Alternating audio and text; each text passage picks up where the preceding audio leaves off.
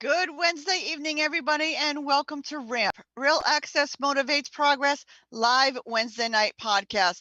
I am so glad you all decided to join us tonight because we have such a fun show tonight. We are going to be talking about Santa Claus. Yes, you heard me right. Santa Claus in February. We will be talking about the Bristol Santa House and the JDR Foundation. I cannot wait till you guys to hear all the wonderful things that these gentlemen are doing with their staff and crew and what they are able to accomplish. So with no further ado, welcome to the show, Mike and Dave. How are you? Great. Thank you. Doing great. Thanks for having us, Tina. Oh, I am so excited to share with the world what I know of the two amazing men that are sitting in front of me tonight. So let's get right into it. Mike, tell everybody who you are and what you do. Well, as you said, I'm Mike Rielly. I am the head elf and chief bottle tester at the James D. Rielly Foundation. I founded the organization in 2017 to continue my grandfather's mission, which was to help those in need, in particular our brave men and women in the military, our first responders, and police and law enforcement folks. And we provide charitable and emotional support to them throughout the year. And our tagline is we provide cheer throughout the year. And that's essentially what we try to do. We just try to brighten the lives of folks wherever we can. And you sure do that. Dave, tell everybody who you are and what you do. So I'm Dave Scarpino. I am a board member, and I actually met Mike and joined during the pandemic, at the very early stages of the pandemic. I met Mike because we were envisioning a Santa style experience. And because of COVID, we had to bring it into a glass front storefront in town because the children couldn't come directly to Santa. And we started working together, and he invited me onto the board. Yeah. The idea was to create because you couldn't meet with Santa in person.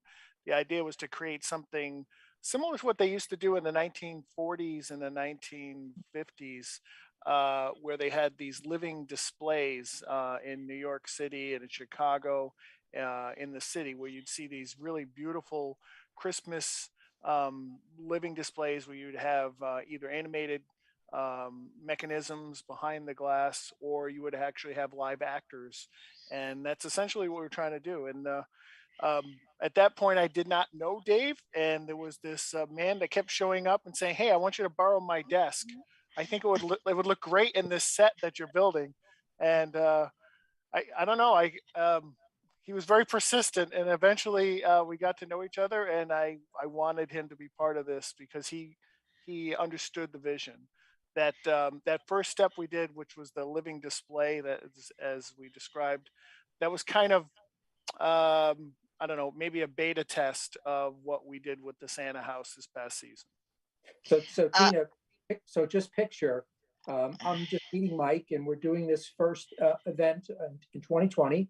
And he says, my dream has always been to have a Santa house. I've wanted it for the last 10, 15 years.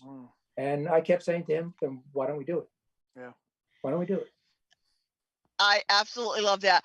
Mike, I love the story, how the Santa house came to play and how you wanted a Santa house. Can you share a little bit of that with everybody tonight? Yep, absolutely. So I'm trying to see if I should give this away or not, but let's just say I've been to the Santa Claus School in Midland, Michigan, which is a giant Santa house, but it's essentially a school for Santas.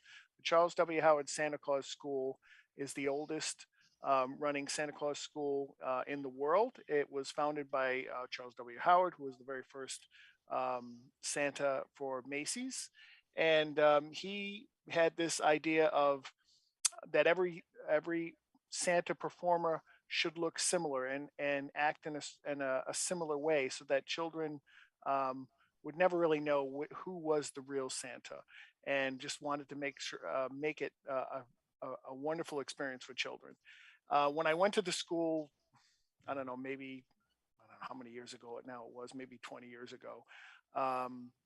I had this idea of creating Santa Claus house, but not for a school, but to bring folks into the school, particularly kids with special needs. So if you've ever been to a mall or gone to any uh, situation where children go to see Santa Claus, you know that there's typically a long line.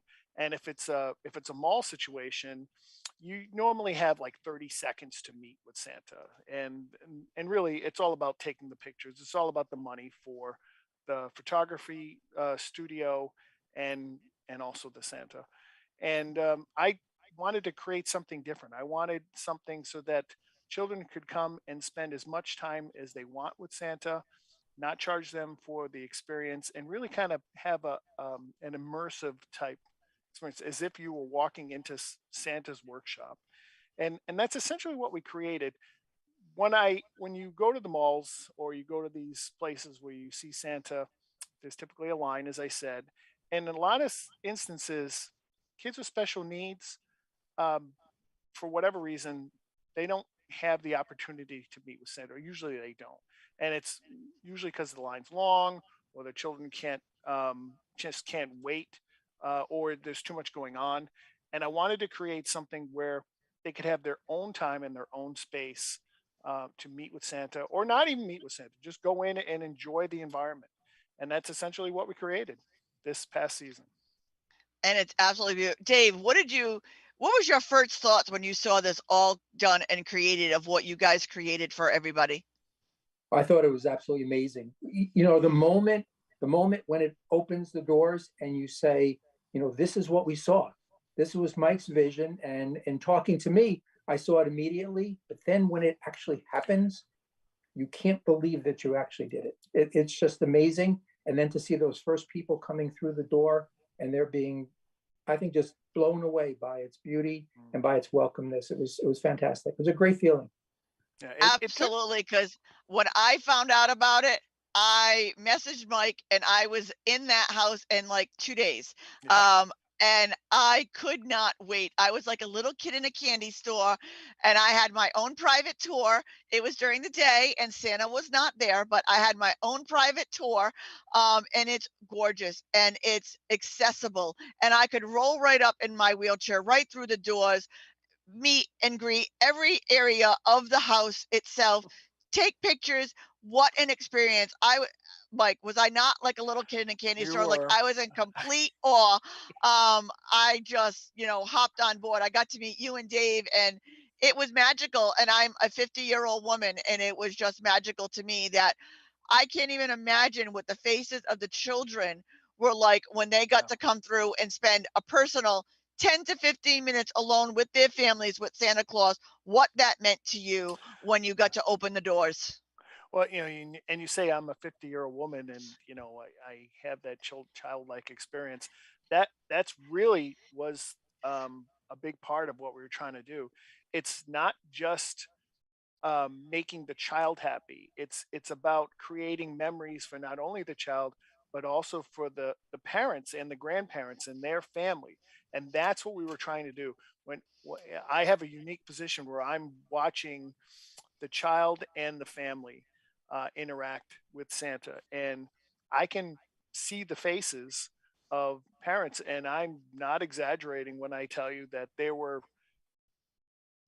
dozens and dozens of parents crying, and family members in tears of joy, where they either older folks maybe remember their childhood and remember meeting Santa for the first time, or seeing their children or grandchildren for the first time meeting with Santa, and it's really is a magical experience, and I can't. It's the best job you could ever have. It honestly is. Tina, the thing that's so unique about Bristol, Rhode Island, is because it's a very small community. We're less than 25,000 people in town. And many of the folks, I'm a transplant, I'm a New York transplant, but Mike is born and bred and raised in Bristol. When you see parents and grandparents coming in and talking to Santa and saying, I remember as a child sitting on your grandfather's lap when he was Santa. To see that, that's why they get so excited, because there's a legacy of Santa in this town. Uh, it's absolutely music, and what I like is you don't charge anybody for No. this service. And the thing is you don't get that one shot with Santa. Parents are allowed to take their cell phones or cameras and take different shots of them interacting with the tree or the toys or the fireplace or just being around the house. It's not just that one picture Yeah. on Santa's lap. It's truly the interaction of Santa bending down and talking to them on the floor or getting down to their level or interacting with them. Those pictures are priceless that you will never get at a mall or a shopping center or from a regular Santa, Mm. unless they're part of the family. That's just something you don't get. Like I said, this means so much to me, and I cannot believe you brought it here, and I am so thrilled. So what are the plans? Like, how did it get here, and what are the plans? Well, last year, so it magically appeared. We did some fundraising, and really through 100% through donations and our fundraising efforts, we were able to. We essentially what we did is we purchased a tiny house that was just a strip bare bones tiny house. Didn't even have any windows, and we purchased the building, and then we had only had a few weeks to transform it into this magical Christmas experience. And I've, it's funny, I've been collecting things because I knew I was going to do this for years. So I've been collecting things over the years for the longest time. And when I would go to, say, Hobby Lobby and I would find a 5 foot nutcracker, my wife would say, "Why do you want to buy that?" Because I'm going to use it someday. And that's essentially what we did. So uh, we had decorations, and we used the funds to build and build a ramp for the house and do some other outside decorations and some modeling on the inside. And as I said, transform it into the Santa house. And we placed it on the property. And it magically appeared overnight, and people were coming by and wanting to know what is this, or they thought maybe it was a store, maybe it was some kind of gift shop. um, some people wanted to know if we were selling cookies or stuff out of it. No one knew what it was. We made the announcement what we were doing, and it was just overwhelming how many people in really a short amount of time. And the house will magically disappear in a few weeks, and we will bring it back at the end of the season or the beginning of the season. And you know what, Mike, and if you remember, and for Tina and the audience, the spirit of Christmas really came alive in the community because in the 4 weeks we had from it being dropped to being it transformed, we need to have it painted, put a floor in, put the windows in, um, get the cupola up, build the ramp, get the electric. The community came together, and those craftsmen came to us, and Yeah, many of them did it for nothing. It was their yeah. donation to the community, which was just spectacular. And even at the last moment, when there was 2 or 3 things that we needed in 2 days to open, people would magically appear. It was really pretty amazing, and it was that spirit of Christmas. Yeah, I'm glad Dave mentioned that too, because a lot of times we would be looking at each other like, how are we going to get this cupola on top of the building, or what are we going to do for a floor? And it is Christmas miracle. I don't know what. I think we were being guided, but like Dave said, all of a sudden someone would say, "Hey, I'll put a floor in for you. I'll do that for you." Or yeah, I can put this ramp up for you. I mean, it just happened one after another. All these different things kind of fell into place. It really was magical. You know, I really believe it. It's like a Hallmark movie. but in part, Mike, I always said that I felt your grandfather. Now, Mike's grandfather was Santa for many years in the community. I'm sure he can tell you about that. By the way, both grandfather and grandson are in the Santa Hall of Fame. But I always felt that his grandfather was there guiding us and helping us. He was there. He was our guardian, Yeah. and he made that path just clear for us all the time. And he again, the foundation is in his name, and we are doing what he did as Santa. And for those of you that did get to see the Santa house, he was sprinkled throughout the building. His presence was there. There were pictures of him on the wall. I have literally dozens and dozens of plaques going all the way back to the 30s.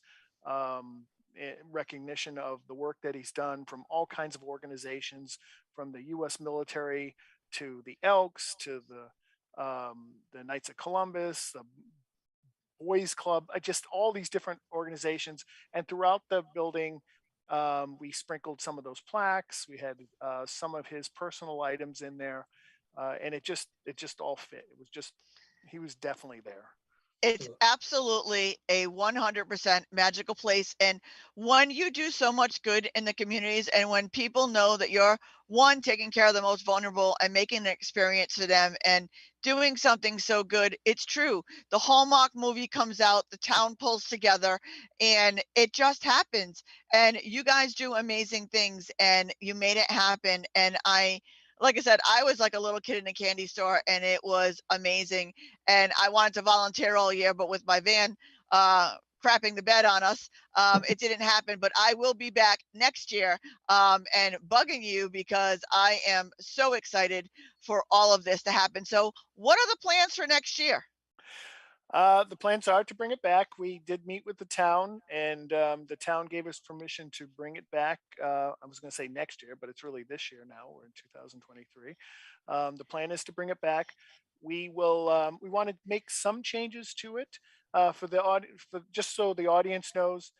The house was open to the public, so it was open on certain days. But again, our mission was to it was to really to serve those with special needs. So what we did was we set up specific days where kids with and their families could uh, make reservations for time slots, so that they would guarantee that they had the time and the day, so that they could come. On the days that they were open, we literally had a line that went, Dave, like what, 2 blocks? Sometimes it was Oh, just, multiple blocks. it was unbelievable. But if we did have someone that would show up in a wheelchair, or someone that we could identify that was part of our mission and what we were trying to do, they go right to the front of the line. So one of the things that we're going to change is we'll probably add more days. We want to open it up earlier. Uh, we have to determine how early we can open that. I don't know if that's going to be something we have to talk to the town about. There are some things we want to change as far as the placement of the building on the property. We want to do maybe some landscaping, maybe lower the building a little bit so that we don't even need a ramp this year. And these are things that we still have to kind of work through. Maybe expand the building. Oh, let's not get ahead of ourselves. Dave, how has this experience been for you, especially the afterlook of like the changes and learning what the do's and the don'ts were?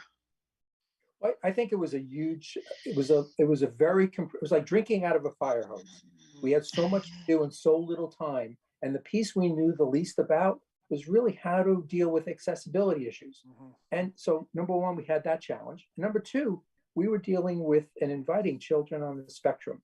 And each of those folks are individual, and we had to make sure that how we approached them and how they approached us was individualized.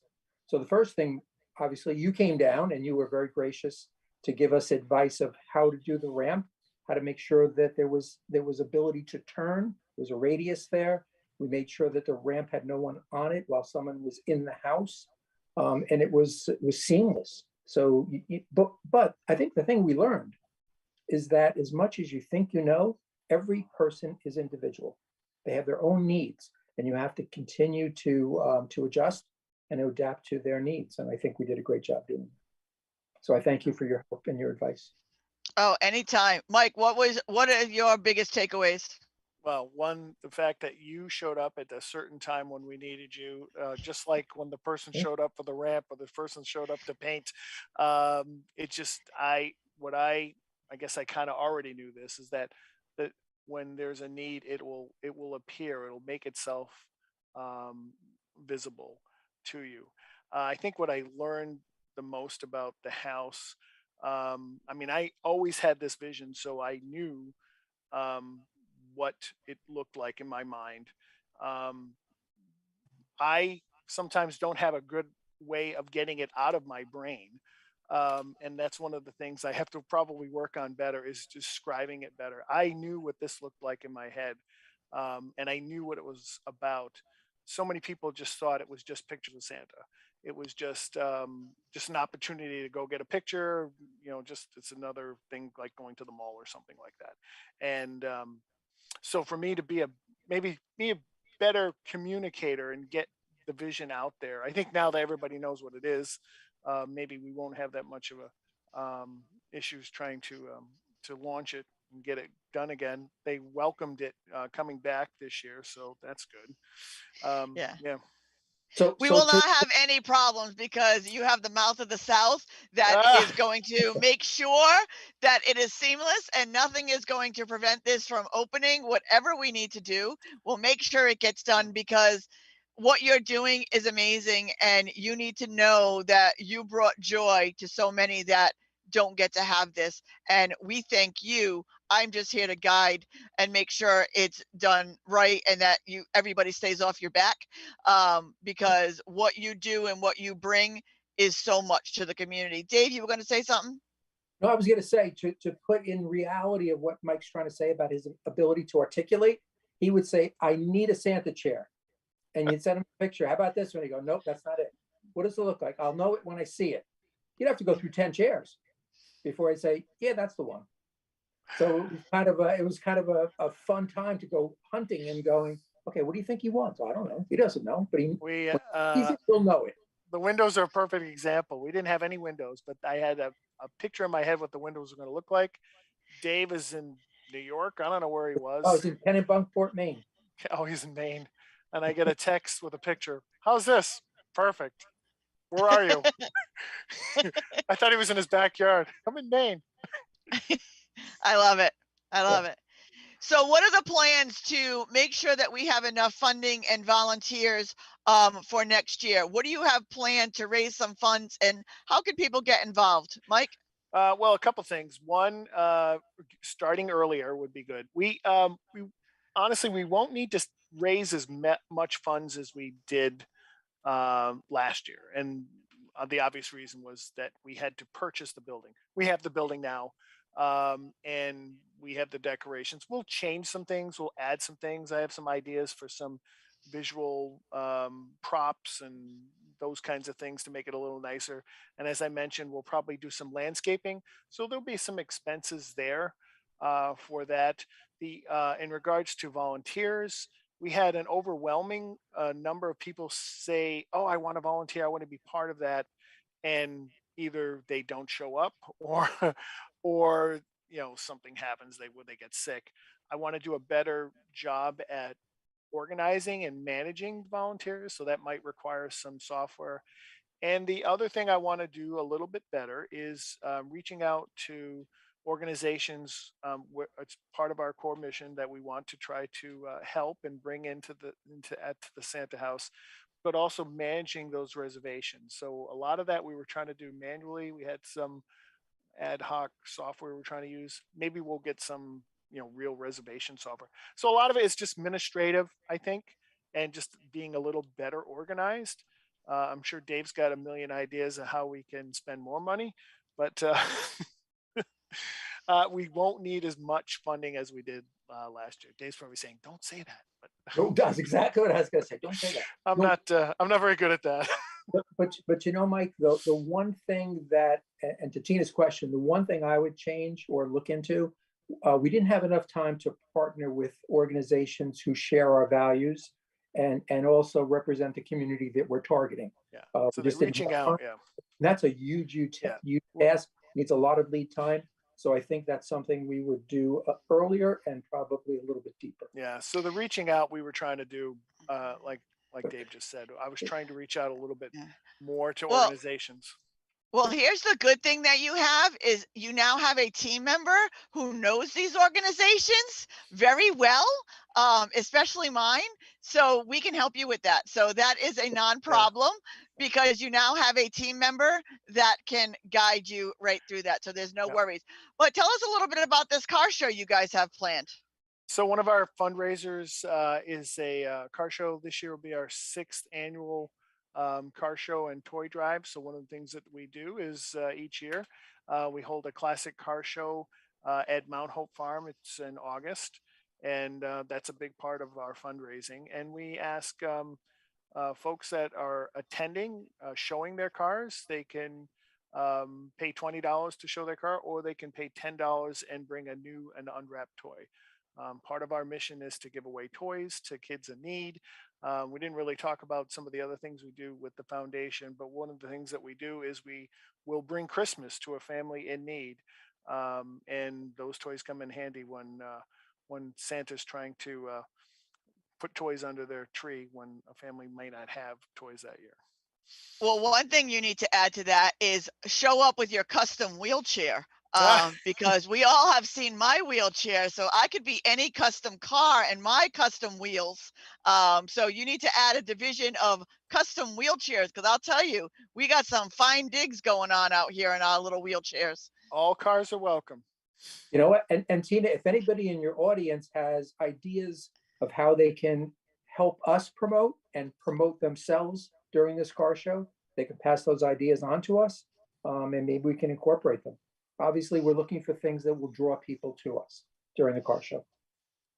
Yeah, I can definitely do that for you as well. When is the car show? August 13th. Sunday, August 13th, 9 a.m. Where is it? Mount Hope Farm in Bristol. So everybody keep August 13th, save the date.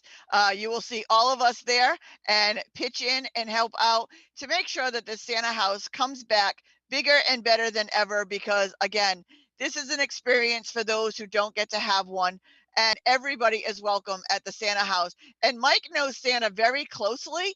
So, so his eyes are always watching the good and the bad. So make sure you show up. But one of the stories that you told me when we first got to meet is how you will do Christmas year round if need be. Tell us a little bit about that. Yeah. So, as I mentioned to you earlier, I've had the opportunity a couple times now where I've been asked to visit a family, and they were essentially celebrating Christmas because someone wasn't going to make it to Christmas. So we were it was either June or July, maybe, where they knew a family member was not going to make it to Christmas. But they wanted to have a Christmas party, and they wanted to have Santa there, and they wanted to have gifts. I've done that a couple times in my career as Santa, and that's definitely something I will do. Unlike other Santas, I don't charge for what I do. This is not a job. This is not a side gig for me. This is something that that I take very seriously. It's something that my grandfather did for 62 years, and it's something that I feel like I'm carrying on his tradition. So that's one of the reasons why I formed the foundation, so that we could raise funds to do things like bring a Christmas to someone, or to have a Thanksgiving dinner brought in. We do things like build ramps for veterans, or we will do a whole new bathroom with accessibility with the roll-in stalls and the handrails and things like that. We will pay off medical bills that aren't being covered by insurance, or we've even helped with burial expenses where it just wasn't covered. So we try to focus on our the folks that we have in our mission, but we will consider anyone and within where we can. And the J.D. Rielly Foundation is such an amazing year-round organization. And what Mike won't say, but I will say for him, is he also works a very full-time job. So he's at a full-time job all day long, and then he is at the Santa house all night long, and he doesn't charge for anything that he does. That's why this foundation is so important. So they don't charge for anything, but if you have the means, please make a donation. Please help them going, because look at all the amazing things that they do year round for so many. And Mike has a hard time asking. That's why me and Mike mesh so well, because everything I do for Ramp, everybody I knows I do for free of charge, because I just want to get it done, and I want more people to be included, and why me and Mike work so well together. But Mike is just one of those people who has a heart of gold. And Dave too, because he puts up with me and Mike, and he makes it all happen on the background, and he's not afraid to ask. Right, No, Mike? I mean, he right, Dave? Dave's the problem one that asking. asks. Dave and I, we have more board members than Dave, but Dave and I, it seems to be me and Dave are the ones that are going in, either talking with the town council or talking with different organizations. And the way we introduce ourselves is that Dave is the how and I am the why. We will often pitch our ideas that way. You know, Tina, it's really so easy to ask people for support because what you're asking for is not for yourself. It's for the community. It's those in need. It's so easy to me. I Yeah. absolutely never have a problem doing it. It's worthwhile cause. Everything we raise goes toward the foundation. Yeah, it's also good, important to point out that unlike some nonprofits out there, no one takes a dime on this board. We're not paid. We're 100% volunteer. Much of the expenses come out of our own pockets. You know, I don't send ink or uh, submit receipts for ink or our computers or anything like that through the foundation. The expenses that we have are things like the Santa house and maybe decorations for it or whatever we couldn't get donated. So it's a little different than other nonprofits. It's And you so know, true.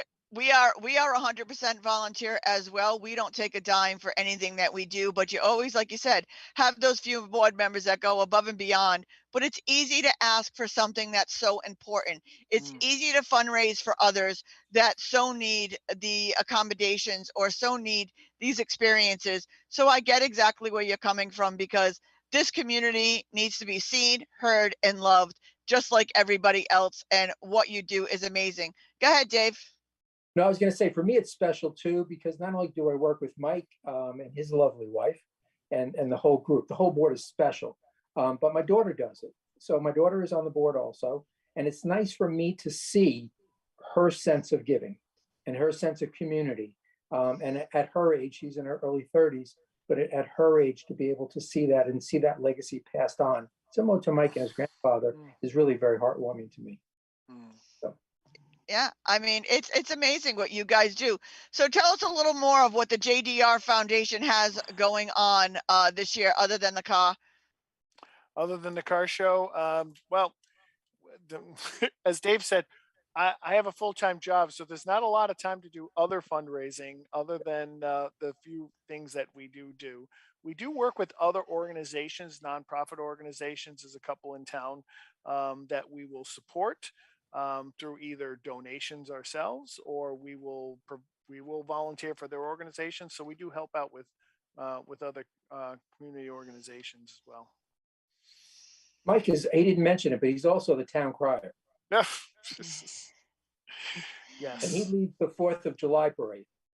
So Oh, that's awesome. I have the best job in the world. I get to lead the 4th of July parade in the most patriotic town in America, and I get to be Santa Claus. So Oh, that's awesome. just a side note, the 4th of July parade in Bristol is known officially as the longest continuous 4th of July parade in the nation. Yeah. And I believe it's probably 240, I don't know if it's a 3 or 4. I think 240. we should know this for, I We think. should. Another interesting note is my grandfather was our first ceremonial town crier. So the town of Bristol has obviously had town criers in the 1600s and 1700s. But in 1975, or I should say in 1897, the last elected town crier, the position was abolished. And in 1975, my grandfather was asked to be the unofficial or ceremonial town crier. So he was our first town crier. He led the parade for many, many years. Another gentleman took over after my grandfather passed away.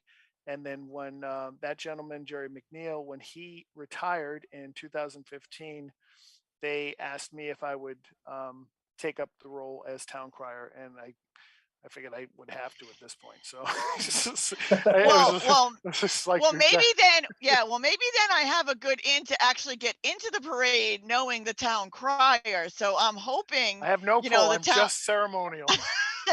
Well, maybe between you and Dave, can happen, because I wanted to be in the parade this year, but it just didn't work out or happen. So we're hoping that next year that I'll get to roll in your beautiful parade this year as well. So Dave? Tina, I have a saying similar to you. I am very strong-willed, and my saying is, "How do we get to yes?" So my quest is, how do we get you in the parade? And I have a feeling it. Yeah, oh, I cannot wait. And once I am rolling again, I will be down in Bristol a lot, because I want to know the ins and outs of Bristol. When I was asked by Mike to come down and check out the house, I was so excited. I was literally there 2.5 hours early, that I rolled around the entire 2 blocks around the house, checking the accessibility, looking at things going on, seeing how we can fix things, talking to business owners, with very pleasant feedback from them and working with them. So my focus isn't just the house, but it's, if you're bringing disabled community down there, or the disability community down there, they want to enjoy Bristol. So we're going to make sure that Bristol opens its doors and welcomes them with open arms year round. So once I'm rolling, you'll be seeing me a lot in Bristol. Besides the fact of the beautiful view, I told you I'm living in the Santa house on the off months, because open the doors and you got the beautiful view of the bay. So yeah, I could live there year round. So no problems. I think, Tina, the other thing that's important, and the value of what you bring to this relationship and to the relationships of a lot of your viewers, when you talk about accessibility, many people see it through a variety of prisms. So when you're in town, you're dealing with building inspectors, administrators, you're dealing with the state, you're dealing with businesses, you're dealing with advocacy groups. Everybody sees it a little bit differently. And you have to make sure you don't get caught up in overanalyzing it and then not doing anything because you feel overwhelmed. And going to somebody who has your background and getting help with that advocacy absolutely helps. It Yeah. clears away a lot of the dust. Yeah. Go ahead, Dave, Mike. Dave mentioned something that I just wanted to pick up on, and that is, I can see why businesses or organizations would just give up, because you can very easily be overwhelmed with all the suggestions. They're not necessarily requirements, but they're suggestions, guidelines, recommendations. You can get very overwhelmed, and I can see where a business would say, you know what, this is just not, it's not worth it to me. I can't figure it out, or it's just too confusing. It's too difficult to do, to comply, and yeah, all the cost, right? And I could absolutely see that. So that's why I really value you, Tina, where you can kind of cut through all that and say, well, yeah, this is recommended, this is a guideline, but you don't need this. This is what Yeah. you need. Those Yeah. types of things. The way I look at it, and the way Ramp has been so successful, is something is better than nothing. So yes, would we like you to be completely 100% ADA compliant? Yes. In the end, we want the right to get in and we want the right to pee. Other than that, we're good. Yes. As long as something is better than nothing. If you're putting suitcase ramps out for your 1 or 2 steps in Bristol, because that's what a lot of the businesses have. Are they fully ADA compliant? No, but are you letting more and more people into your establishment, raising your bottom line to have that extra capital to go fully ADA compliant down the road? And accessibility isn't ugly. It can add value. You can do artwork. You can do beautiful historic things. I've turned historic theaters into fully accessible, and you wouldn't even know it.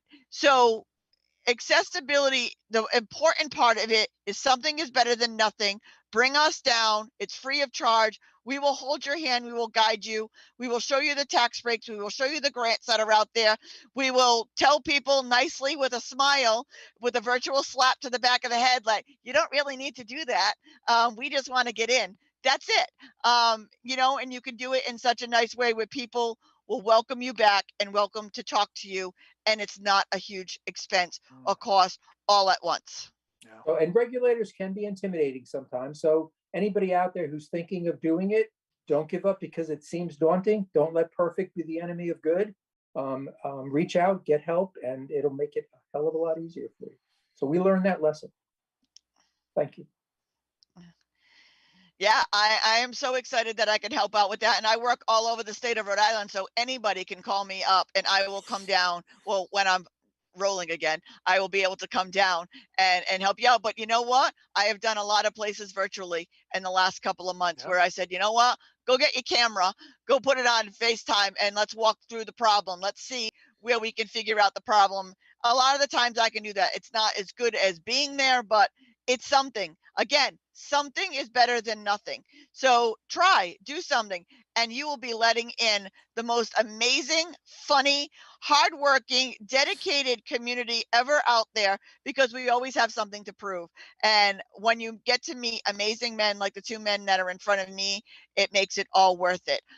Dave, give us your 1-minute wrap up why people should get involved with the JDR Foundation and the Bristol Santa House.